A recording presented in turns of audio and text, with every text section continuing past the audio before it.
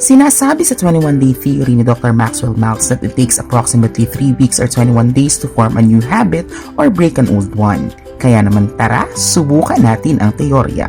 Sa loob ng 21 araw, gagawa ako ng aking daily online diary. Mga ganap na pangyayari lang sa buong maghapon. Kung di nyo na itatanong, taong 2012 nung magsimula akong magsulat ng aking diary at proud ako sa sarili ko dahil sa loob ng 13 taon, ay napapanindigan ko pa rin ito.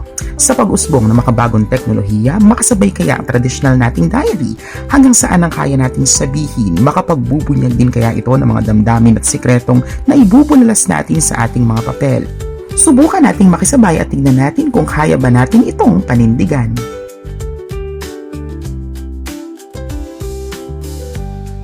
Welcome to our classroom. So maaga akong dumating ngayong araw kasi marami pa akong gagawin. So kung mapapansin nyo, medyo madumi yung aming classroom ngayon kasi ilang araw walang pasok. So medyo natambakan na siya ng alikabok. Tahimik siya ngayon pero hintayin nyo lang maya-maya iingay din iyan. Naku po.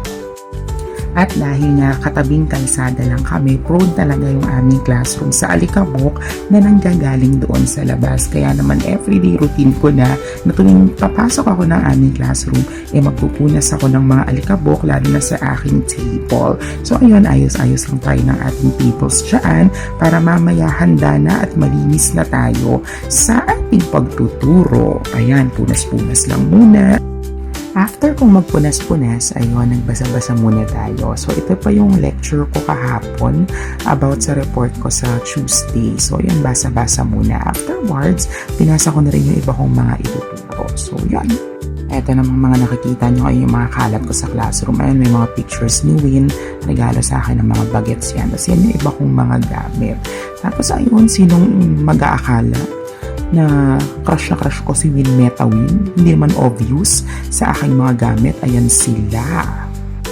Ayan, dito naman ganda-gandahan tayo dyan. Siyempre, dito prepping na ako sa pagtuturo. Siyempre, ang turuta sa atin sa academe dapat presentable tayong haharap sa ating klase. After ng klase, naku, takbong ambulansya tayo because I still have my PhD class. Buti na lang din at online to. Kahit pa paano sa bahay lang. Tapos ayun, syempre dito aral-aralan tayo. So, ang subject ko pala ngayon ay Test and Skill Development.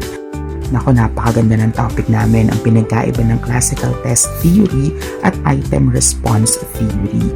So, dito rin sa discussion namin, na-realize ko na napakaganda pala talaga ng purpose ng testing.